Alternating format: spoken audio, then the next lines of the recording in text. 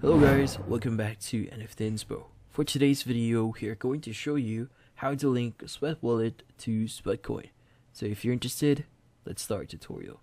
So linking your Sweat Wallet to Sweatcoin is actually pretty easy, though there's going to be a few prerequisites for you to do this.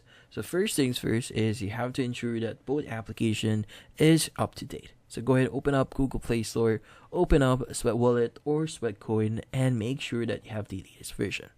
Now from here, once you've done that, the next thing you want to do is you want to open up Sweat Wallet. Now once you've opened up Sweat Wallet, the next thing you want to do is you just need to basically just log in with Sweatcoin here. So luckily we have the button here that you see at the bottom center of your screen. So go ahead and click on it, and it's going to open up Sweatcoin here, and it's going to process the login process.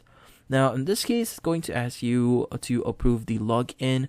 So in this case, just click on the approve login, and you should be able to basically use your Sweatcoin account for your Sweat Wallet.